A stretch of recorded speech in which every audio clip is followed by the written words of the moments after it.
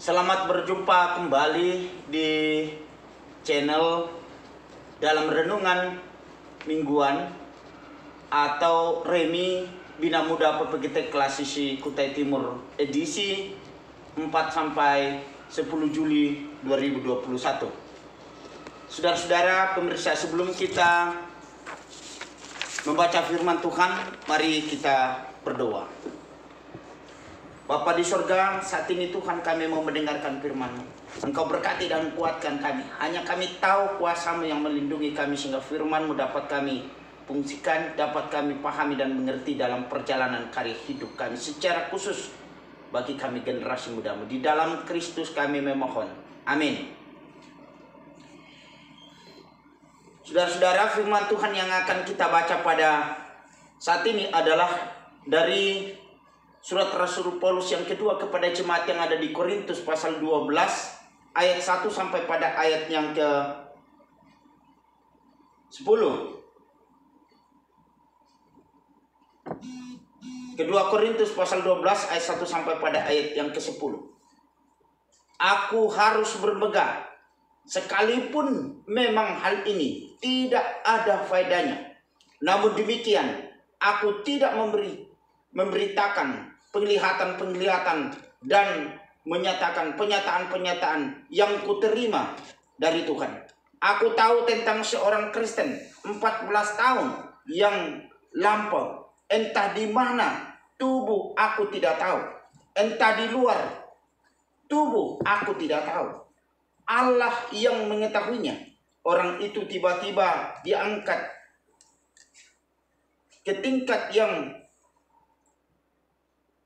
ketiga dari surga. Aku juga tahu tentang orang itu, entah di dalam tubuh, entah di luar tubuh. Aku tidak tahu. Allah mengetahuinya. Ia tiba-tiba diangkat ke Firdaus dan ia mendengar kata-kata yang tak terkatakan, yang tidak boleh diucapkan manusia. Atas orang itu aku hendak bermegah, tetapi atas diriku sendiri aku tidak akan bermegah, selain atas kelemahan-kelemahanku. Sebab sekiranya aku hendak bermegah juga, aku bukan orang bodoh lagi, karena aku mengatakan kebenaran. Tetapi aku menahan diri supaya jangan ada orang yang menghitungkan kepadaku lebih daripada yang mereka lihat padaku atau yang mereka dengar daripadaku. Dan supaya aku jangan meninggikan diri karena penyataan-penyataan yang luar biasa itu, maka aku diberi suatu duri di dalam dagingku, yaitu seorang utusan iblis untuk mengocok aku, supaya aku jangan meninggikan diri. Tentang hal itu aku sudah 3 kali berseru kepada Tuhan supaya utusan iblis itu mundur daripadaku. Tetapi jawab Tuhan kepadaku, cukuplah kasih karuniaku bagimu, sebab justru dalam kelemahan kuasaku menjadi sempurna. Sebab itu terlebih suka aku bermegah atas kelemahanku, supaya kuasa Kristus turun menaungi aku. Karena itu aku senang dan rela di dalam kelemahan, di dalam siksaan, di dalam kesukaran, di dalam penganiayaan dan kesesakan oleh karena Kristus. Sebab itu aku lemah, maka aku kuat. Saudara-saudara yang dikasihi oleh Tuhan, dalam pembacaan kita di sini kita berikan tema keep strong atau tetap semangat, tetap kokoh dan tetap kuat. Saudara-saudara yang dikasihi oleh Tuhan, dalam pembacaan kita di sini ada 2 hal penting yang Paulus jelaskan di tempat ini. Yang pertama adalah tantangan dalam pelayanan. Yang kedua adalah jaminan Tuhan. Bagian pertama, saudara-saudara, dalam pembacaan kita di sini adalah tantangan pelayanan. Paulus mengatakan bahwa dirinya harus bermegah, namun bukan tentang pemberitaan dari miliknya sendiri, tetapi dari Tuhan. Paulus tidak mau bermegah dengan pengetahuannya sendiri, Karena Paulus tahu dia memiliki keterbatasan yang luar biasa. Maka itu Paulus tidak bermegah berdasarkan dengan pengetahuan sendiri. Saudara-saudara, banyak orang bermegah karena kehebatannya. Puncak kehebatan seseorang ialah ketika dia dipuji dan ketika dia dipuja dirinya. Paulus mempunyai kesempatan yang sangat besar untuk memuji dirinya terhadap segala kenyataan-kenyataan yang Tuhan berikan untuk melakukan pelayanan di Korintus. Tetapi Paulus tidak mau melakukan itu. Dan Paulus tidak mau bermegah tentang kondisi itu, saudara-saudara. Pertanyaannya, bagaimana dengan kondisi hidup kita? Secara khusus generasi muda. Sekarang, kadang kebalikan, saudara-saudara. Kita sekarang generasi muda baru tamat SMA, tamat kuliah, kita sudah mulai merasa lebih daripada orang lain.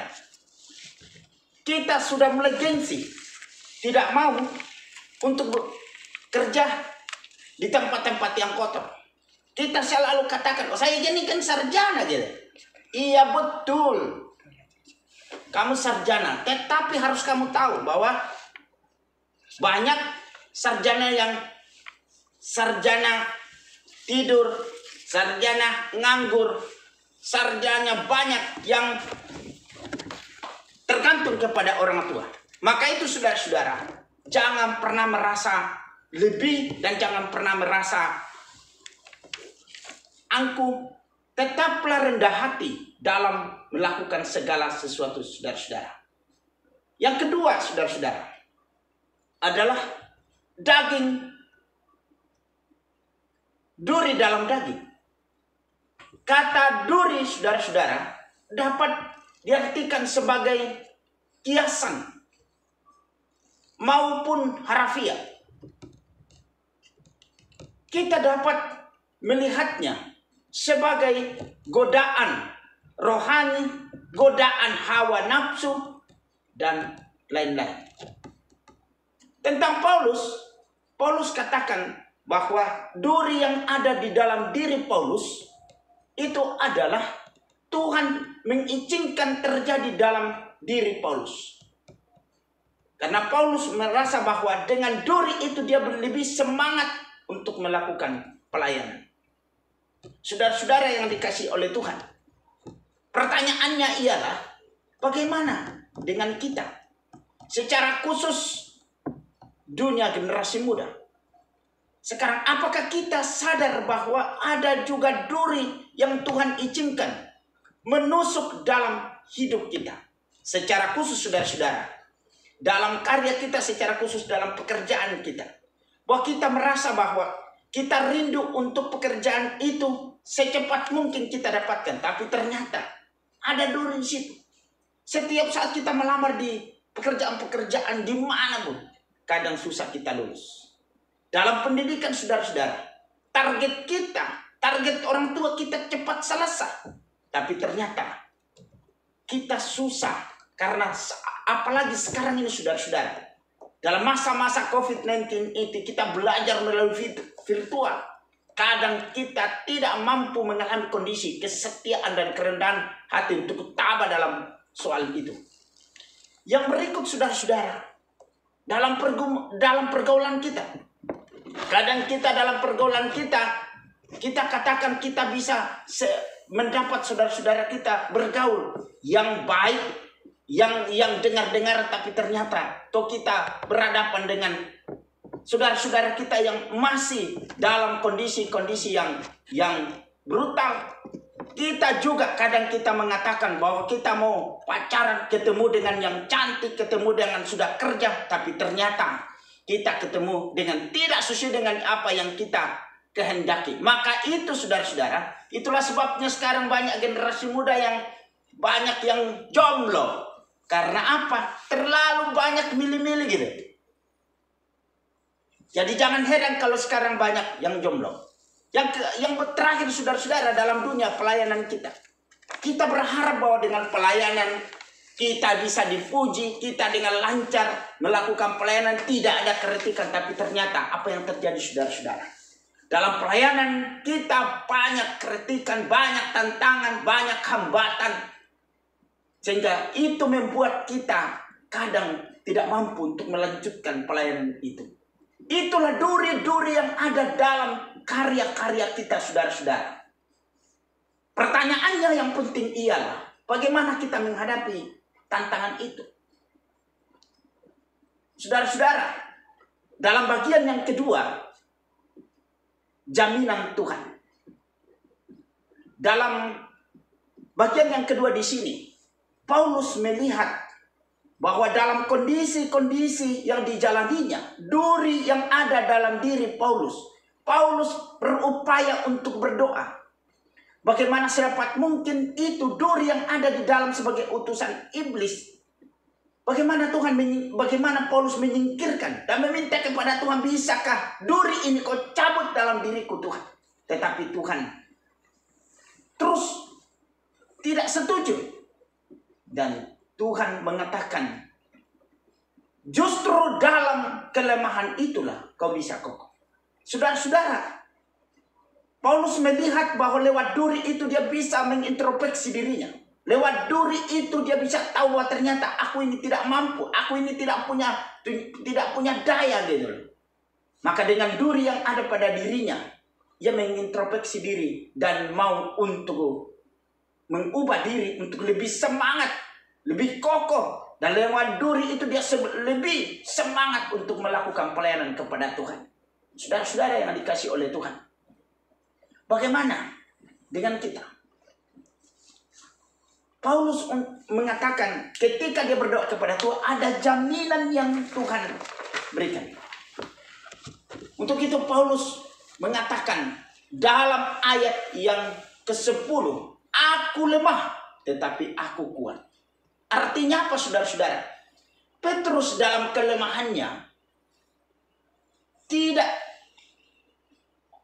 dalam ketidakmampuannya, dalam ketidakberdayaannya, Paulus ia berdoa dan memohon pertolongan, pemulihan kepada Tuhan. Dan Tuhan memberi jaminan dalam ayat yang ke-9. Tuhan mengingatkan Paulus, katakan, justru dalam kelemahanlah kuasa Tuhan sempurna. Demikian dalam kita, dalam hidup kita sebagai orang percaya. Secara khusus kita sebagai generasi muda. Saudara-saudara, perjuangan begitu besar, dahsyatnya ombak dalam pergumulan menantang karya-karya kita. Kadang kita tidak mampu untuk menghadapinya. Tetapi ketika saudara tetap bermohon dan dengan semangat, dengan kokoh meminta pertolongan kepada Tuhan, maka percayalah bahwa saudara, sehebat apapun tantangan dalam pekerjaanmu, sedahsyat apapun kesulitan dalam pendidikanmu, separah bagaimanapun yang kau alami dalam pergaulanmu secara khusus dalam mencari pekerjaan, mencari jodoh, seberat apapun masalah dalam pelayanan yang kau hadapi, ketika saudara terus menyerahkan hidup dan meminta dengan semangat dan kokoh kepada Tuhan, Tuhan memberikan jaminan bahwa carilah maka kuberikan, ketuklah maka kubukakan, mintalah maka engkau kuberikan. Dengan jaminan itu saudara-saudara, kita bisa mengamini Kristus selalu memberi solusi dalam setiap karya-karya kita. Amin. Amin. Demikianlah firman Tuhan. Saudara-saudara, mari kita aminkan di dalam doa. Kita berdoa. Terima kasih Tuhan atas kasih dan pernyataan-Mu yang Tuhan telah berikan bagi kami secara khusus dalam mendengarkan firman-Mu hari ini. Berkati semua orang yang mendengarkan firman ini Tuhan. Dan berkati kami semua sehingga kami tetap kokoh dalam mengikuti dan juga memanfaatkan dan juga menyatakan firman ini dalam kehidupan kami setiap hari. Secara khusus Tuhan, dalam membuat kami untuk tetap semangat dan kokoh dalam berhadapan dengan COVID-19 ini. Di dalam Kristus kami berdoa. Amin. Dan demikianlah renungan ini.